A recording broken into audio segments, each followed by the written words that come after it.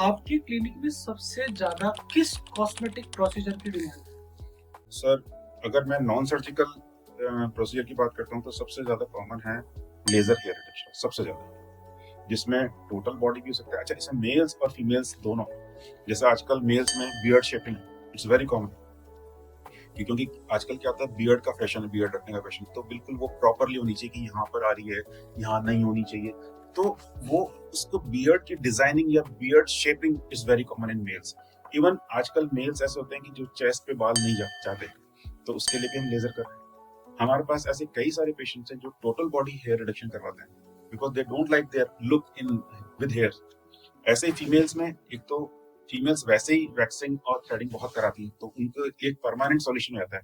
Waxing और threading के साथ प्रॉब्लम ये होती है कि वैक्सिंग के बाद में इनग्रोन हेयर होता है, जिससे कई बार छोटी छोटी फुंसियां या फिर फॉलिकुलाइटिस की प्रॉब्लम होती है। लेजर हेयर रिडक्शन एक परमानेंट सॉल्यूशन है और and it's painless, it is totally painless. तो फीमेल्स में बहुत कॉमन है। इसके अलावा फीमेल्स में आजकल जो पीसीओडी के पेशेंट हैं, पॉलीसिस्टिक ओवेरियन डिसऑर्डर्स, इन पेशेंट में अनवांटेड हेयर बहुत होते हैं। तो ऐसे पेशेंट्स को भी पीसीओडी के ट्रीटमेंट के साथ में हम लोग लेजर हेयर रिडक्शन करते हैं। Even females they come for laser hair reduction of private parts. मतलब वजाइना की बिल्कुल हाइजीन के लिए भी बहुत जरूरी है कि अगर आपके बाल कम होंगे या नहीं होंगे तो हाइजीन के लिए बहुत अच्छा है। और कई फीमेल्स या मेल्स में ये प्रॉब्लम आती है पाइलोनाइडल साइनस, क्योंकि पाइलोनाइडल साइनस एक ऐसी बीमारी है जो एक्सेसिव हेयर ग्रोथ की वजह से होती है। तो ऐसे पेशेंट्स ऑपरेट कराने के बाद में बहुत आते हैं जो पूरे बैक का लेजर हेयर रिडक्शन कराते हैं। So in our centre we are doing 5 to 6 cases per day of laser hair reduction.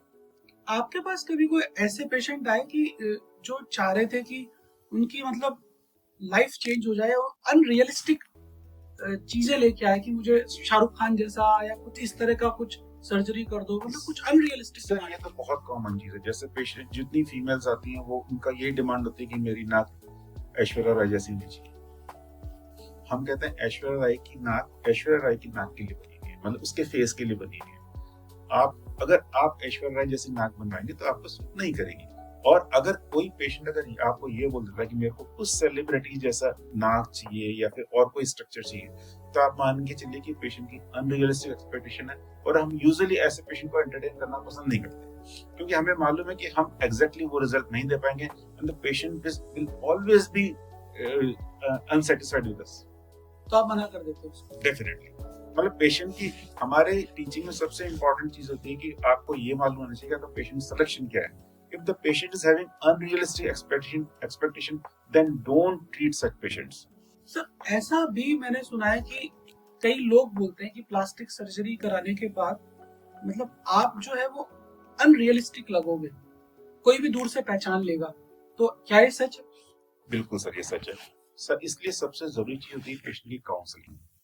Patient हम जब कई बार हमारे पास ऐसा था कि सर पेशेंट, सर मैं फोटोग्राफ भेज रहा हूँ तो आप मेरे को बताइए इसमें क्या खर्चा आएगा और कैसा दिखूंगा। तो हम चाहते हैं कि पेशेंट हमारे पास में आए, हम उसकी एक्सपेक्टेशन जानना चाहते हैं और हम क्या कर सकते हैं ये हम उसको बता सकते हैं। कई बार क्या होता है कि पेशेंट कहता है हमें नाक ऐसी चाहिए, हम कर तो सकते हैं लेकिन पेशेंट पे वो नाक सूट नहीं करेगी, तब हम पेशेंट को मना करते हैं कि आप ऐसा मत कीजिए। या फिर कई सेलिब्रिटीज में हम देखते हैं कि इसमें जो बोटॉक्स की डोज है ज्यादा दे रखी है या फिलर्स ज्यादा दे रखे हैं। मैं नाम नहीं लेना चाहूंगा, लेकिन ऐसे कई सेलिब्रिटीज हैं जिनमें ओवर ट्रीटमेंट होता है, जैसे बोटॉक्स ज्यादा लगाया हुआ है तो उनके फेशियल एक्सप्रेशन कम हो जाता है। हम चाहते हैं कि आप में एक सटल सा चेंज आए, मतलब आपको देख के कोई ये कहे कि यार आप पहले से बहुत अच्छे लग रहे हो, आपको देख के ये नहीं कहे यार तुमने कुछ कराया है ना, कोई ट्रीटमेंट लिया हुआ है।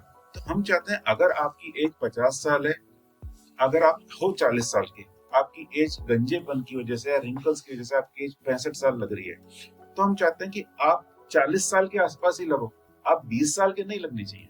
अगर आप 20 साल के लगोगे तो आपको अननेचुरल लुक लगेगी। तो 40 साल का पेशेंट अगर 60 साल का लग रहा है तो हम उसको वापस 40 साल का ही बनाने की कोशिश करेंगे।